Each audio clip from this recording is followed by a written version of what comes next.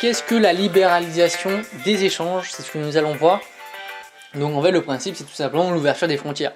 Libéralisation ça veut dire qu'on ouvre toutes les frontières, on va parler de l'OMC par exemple. Donc l'avantage de tout ça c'est qu'il va y avoir une croissance du PIB mondial puisque on va pouvoir échanger à plein de pays différents. Il va y avoir beaucoup plus d'importations et d'exportations, beaucoup plus d'échanges. Le consommateur aura beaucoup de choix puisque maintenant par exemple sur le marché français on a les produits chinois, on a les produits italiens, les produits espagnols, donc on a énormément de choix. Il va y avoir une concurrence qui va être forcément accrue puisque les pays étrangers vont arriver dans notre pays d'accueil et il va y avoir une baisse des prix puisqu'il y a beaucoup plus de concurrence. Puisque évidemment il y a des produits qui sont beaucoup moins chers fabriqués ailleurs. Il va y avoir aussi un transfert de compétences, donc entre deux économies lorsqu'ils vont pouvoir s'échanger, ils vont aussi s'échanger de la force de travail, de la main d'œuvre.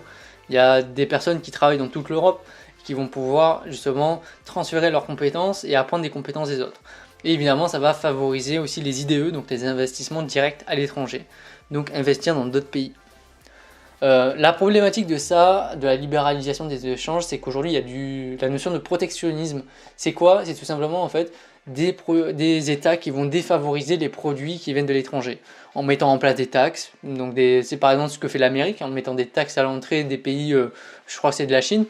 Donc voilà, c'est une mesure de protectionnisme finalement. Donc ils vont défavoriser les produits étrangers, donc ils vont mettre en place des quotas, des normes à respecter. Et donc en fait le but c'est de favoriser ses propres produits au détriment des produits étrangers. Donc ça c'est le problème qu'il y a actuellement. Alors qu'est-ce que l'OMC? Donc tout simplement c'est la libéralisation des échanges, c'est cette ouverture des économies au commerce mondial. Donc l'OMC c'est basé sur le libre-échange, sur plein d'accords internationaux sur le commerce, sur également la partie règlement des litiges, puisqu'il y a des fois des litiges commerciaux qui sont effectués entre des pays, et souvent ces litiges représentent des milliards et des milliards d'échanges, et justement le but de l'OMC c'est de pouvoir régler ces problèmes.